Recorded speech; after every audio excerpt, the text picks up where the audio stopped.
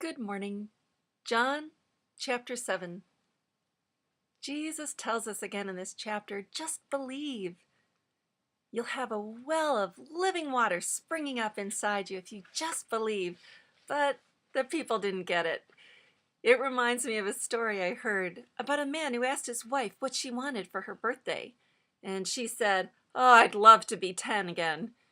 And he came up with a plan, and on the morning of her birthday, he took her to a theme park, and they rode every ride together, and then he took her to fast food McDonald's for lunch and got her a kid's meal with a milkshake, and then after lunch they went to the movie theater and saw the latest kids movie complete with popcorn and a big soda, and at last she staggered home with her husband and collapsed into bed, and he leaned over and he asked, "So, sweetheart, what was it like being 10 again?"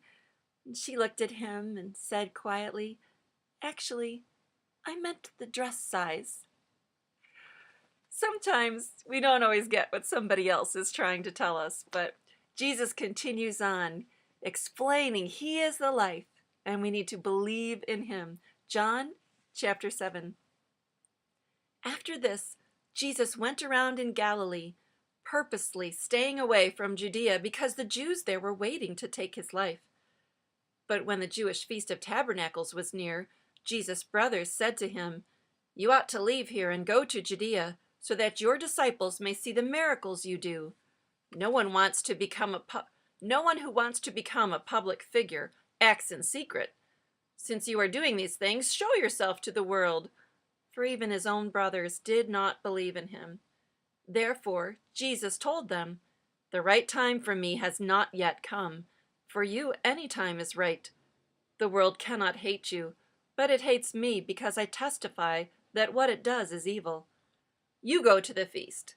I am not yet going up to this feast, because for me, the right time has not yet come."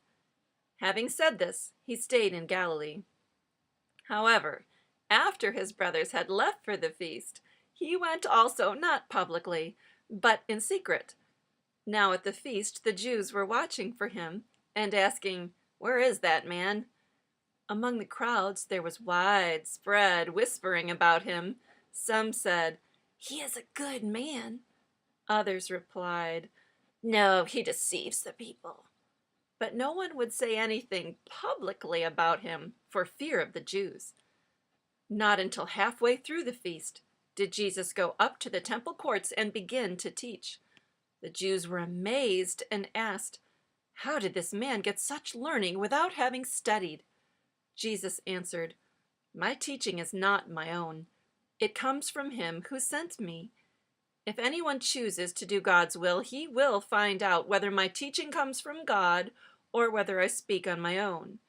He who speaks on his own does so to gain honor for himself, but he who works for the honor of the one who sent him is a man of truth. There is nothing false about him. Has not Moses given you the law? Yet not one of you keeps the law. Why are you trying to kill me?" "You are demon-possessed," the crowd answered. "Who's trying to kill you?" Jesus said to them, "I did one miracle, and you are all astonished. Yet because Moses gave you circumcision, though actually it did not come from Moses but from the patriarchs, you circumcise a child on the Sabbath. Now, if a child can be circumcised on the Sabbath so that the law of Moses may not be broken, why are you angry with me for healing the whole man on the Sabbath?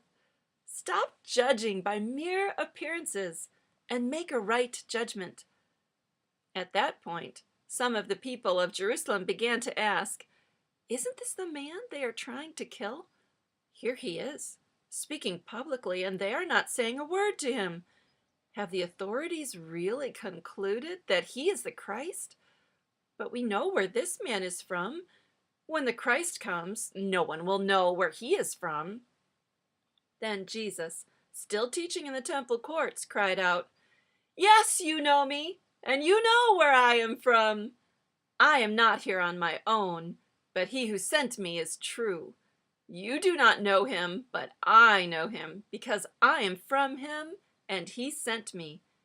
At this, they tried to seize him, But no one laid a hand on him, because his time had not yet come. Still, many in the crowd put their faith in him. They said, "When the Christ comes, will he do more miraculous signs than this man?" The Pharisees heard the crowd whispering such things about him. Then the chief priests and the Pharisees sent temple guards to arrest him. Jesus said, "I am with you for only a short time, and then I go to the one who sent me. You will look for me, but you will not find me, and where I am, you cannot come." The Jews said to one another, "Where does this man intend to go that we cannot find him? Will he go where our people live, scattered among the Greeks, and teach the Greeks? What did he mean when he said, 'You will look for me, but you will not find me,' and 'where I am, you cannot come'?"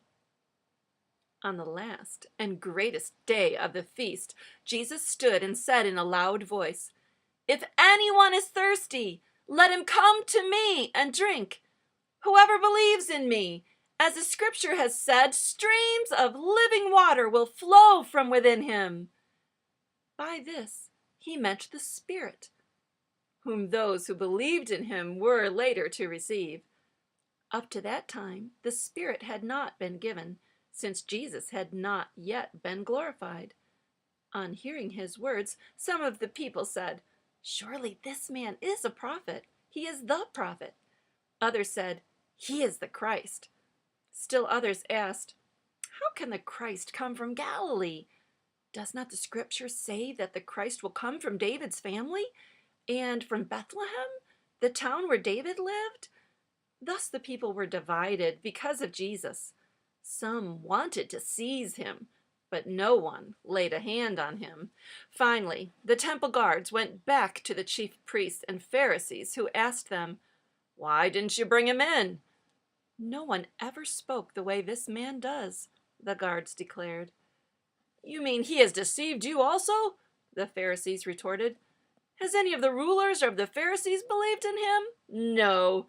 But this mob that knows nothing of the law, there is a curse on them." Nicodemus, who had gone to Jesus earlier, and who was one of their own number, asked, "Does our law condemn anyone without first hearing him to find out what he is doing?"